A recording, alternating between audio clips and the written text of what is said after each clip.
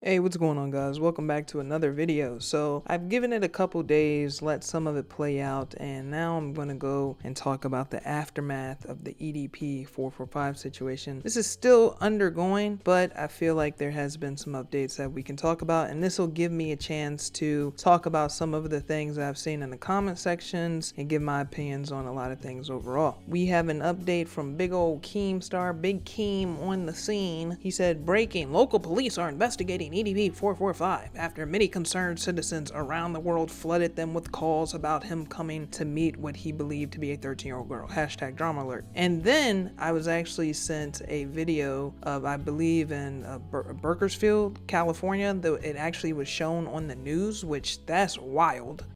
You're here to meet a 13-year-old. Man. Solicited photos. There's somebody here. Are you really doing this? Yes. Okay, it's... All right, that clip you just watched is from a YouTube video posted by CC Unit. The whole video lasts nearly 55 minutes, in which two YouTubers set up an attempt to catch a person they say tried to meet up with a 13-year-old in Bakersfield. Law enforcement telling 23ABC the video's content is under investigation, but as of now, no arrests have been made. Because of that, we've chosen not to identify the man in the video, of course. 23ABC's Veronica Morley is taking us behind the scenes of that vigilante operation. And if local authorities think actions like this help or hurt law enforcement. It sounds like an undercover operation, but it's not cops behind these fake profiles. They're the creators of the YouTube channel CC Unit, which stands for Creep Catching. The group posts dozens of videos just like this one, where they posed as a 13-year-old online and met up with a person they were talking with, which they say took place here in Bakersfield. There's definitely some gray areas that are involved in this as far as legal and the potential use of some of this as evidence in criminal proceedings. Bakersfield police say while vigilante operations like this are not illegal, it's a dangerous position to put yourself in and could impede law enforcement down the road. What we see is we get reportings after these events have occurred, and it's never from the people that are directly involved. And so that creates problems with the obtaining of all of the information. But BPD says there are several different factors that make operations like this more suited for trained investigators. Bring certain skills as well as investigative strategies to the table where we can ensure that, one, if there's a victim, that they're protected so that we can then hold people accountable for their actions in a court of law versus a court of public opinion. Now, when I saw this, I had a percentage in my head that we've been talking about on the Patreon only podcast that you can get in for as low as $5. And my percentage was like 70%. You're probably not going to go to jail, but it's done. Like, this guy is never going to be able to upload again. 30% going to jail. Now, after seeing this, I would say it's definitely like a 60-40. It's very like, okay, this is getting a little more steam than I thought it would, just based off of the way Sting operation was handled. From there, that's just the EDP side of it. Again, he deleted all his videos. Honest to God, we probably won't really see anything from EDP in the near future. At the moment, the way I've seen this, and we're talking like this is actually made an actual news channel, so we have people that aren't affiliated with the internet or this YouTube thing altogether looking at it. Like, I often think about it in this way, like my mom watches news stuff, but she don't really got her eye on the YouTube space at all. So if she were to see this and I was in California, she'd probably be asking me like, yo, what's going on with a 2 million sub YouTuber showing up to somebody's house? So when you have this touching an entire demographic that may not be aware of YouTube to that extent where they're following the different creators, they may just get on there, watch a Jimmy Kimmel video, then turn it off. I think this has definitely made the block way hotter than it originally would have been. It's definitely hot, like I mean scorching fire, but this is like damn near, if I'm in the same room with the heat, my skin is boiling, it's popping, I'm damn near melting just standing in that bitch. That's just the EDP side. From the fans I've seen on TikTok, there are people making a whole bunch of memes about this. I ain't even gonna lie, I feel bad for laughing at them, but I've been like chuckling to myself. The one where he puts his glasses up and he's like got his finger pointed, but they've been making like fan cams and I guess TikTok edits to this. Hopefully we won't have to worry about copyright, but yeah, here's a couple of them.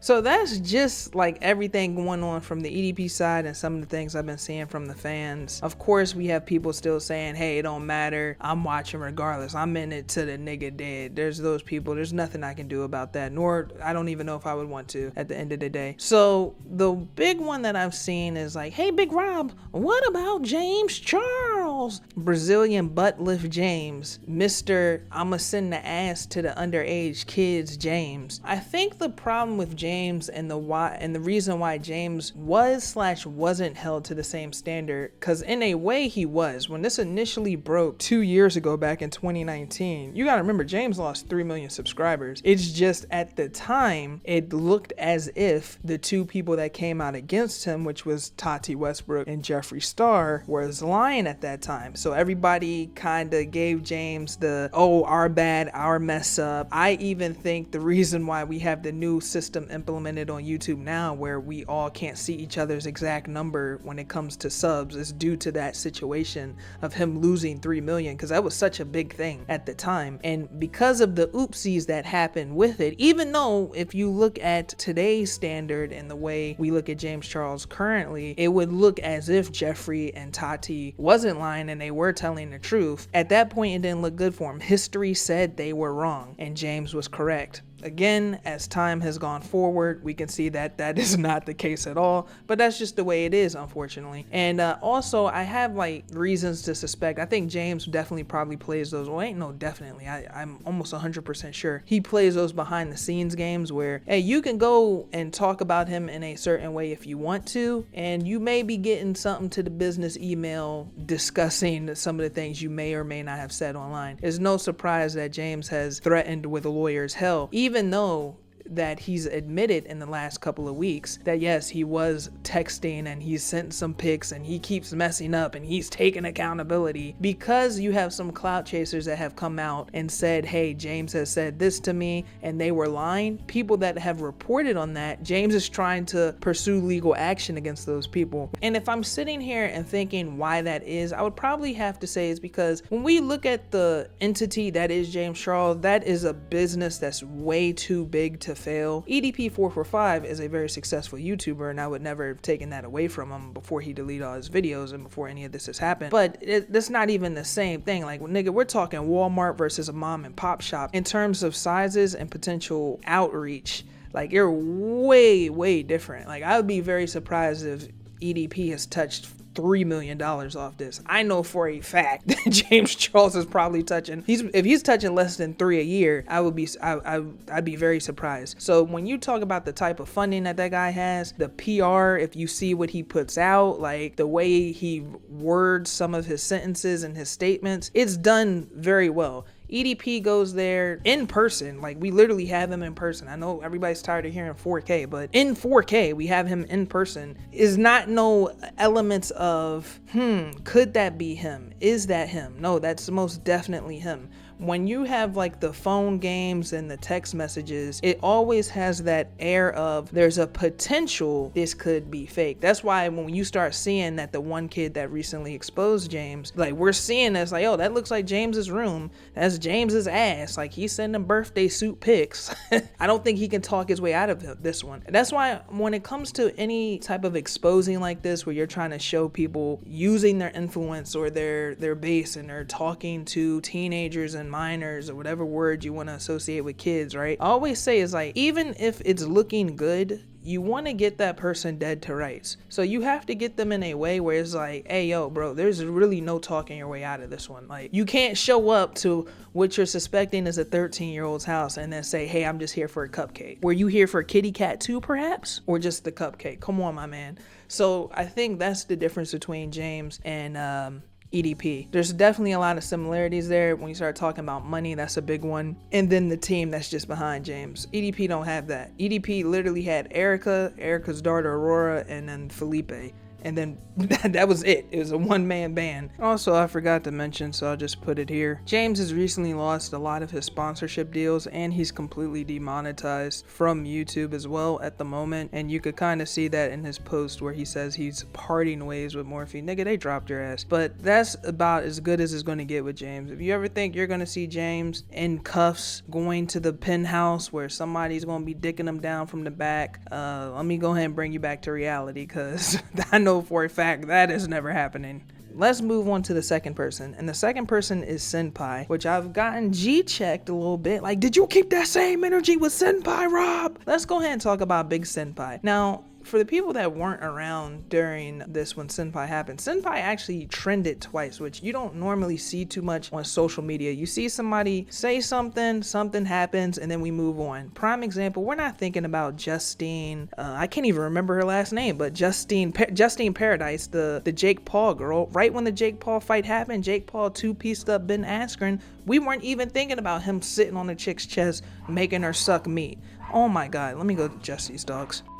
So with the way information moves, normally when some new stuff comes out, we're not thinking about the old stuff at all. We move on, and the internet produces so many stories so fast that it's like you literally can't keep up. Like, a prime example of this, I've seen 3 videos today, and I'm like, God, these are all video topics that I want to talk about in the next couple of days that I've all seen just today. So with Cinnpie, what ended up happening is it trended. There was a lot of Me Too allegations going on last June and July. Like, it was rampant, dude.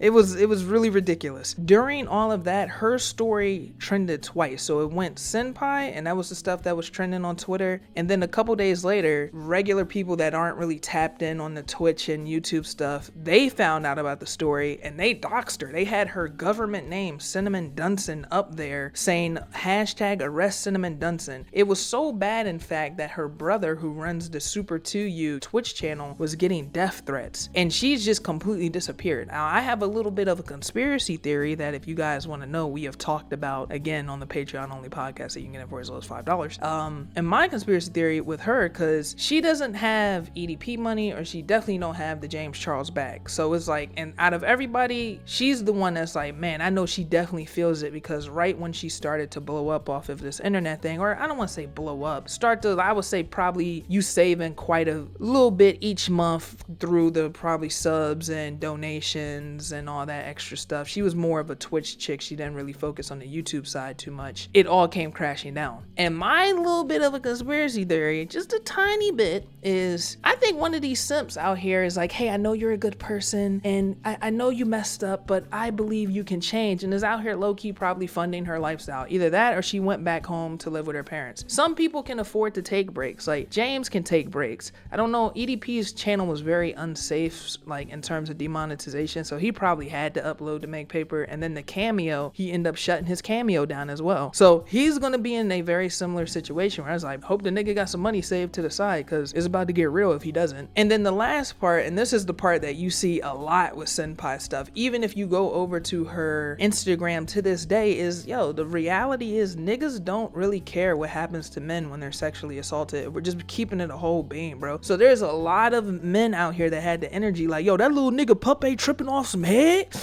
I'm trying to get sucked up. Like, you can literally go to her IG, and I'm sure if you click one of her pictures in any sense, in the last, I'm gonna go ahead and say it, in the last 6 weeks, you'll probably see, damn, come back, hey, I'm 14 too. Like, yo, it is what it is. So honestly, from what I've seen, just based off this internet thing, her being a semi-attractive woman, I think if she came back, made an OnlyFans, I'm gonna keep it a bean with you. The simps, hey, niggas is gonna fall in line. There's gonna be some niggas like, yo, that's real fucked up, as they pulling the card out of their wallet. It is what it is. Do I agree with it? Should it be that way? No, but unfortunately, that's just the climate that we're in. Some niggas don't really care about that.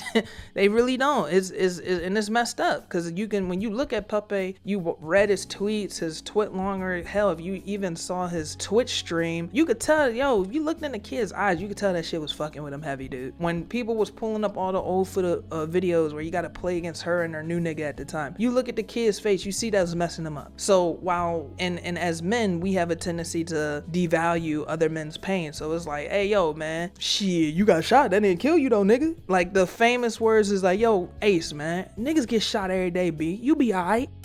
Hey, yo, hey, niggas get shot every day, B. You be aight, nigga. You tough, right? Been shot in the head, baby. My body different. I'm breathing different. Yo, hey, man, pull your skirt down, B. Streets is missing you, yo.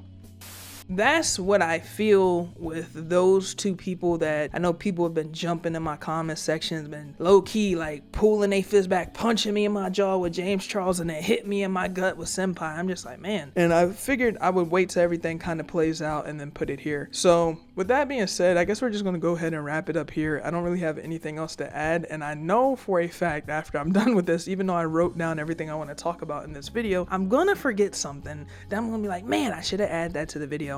But anyways, I don't know. We'll figure it out as I'm editing this here in about an hour. So with that being said, we're going to go ahead and wrap it up here. If you're new to the channel, if you could give this video a like and subscribe, that would help the channel out a lot. The growth here has been amazing lately. If you haven't followed me over at twitter.com/rnbkinpachi, you can do that. You will do that. Also, if you want to check out the Patreon with over 110 hours of content that you can get in for as low as $5, go ahead and tap in with your boy. So with that being said, I'm going to talk to you guys on the next one. Everybody have a great day, and I'll talk to you guys soon.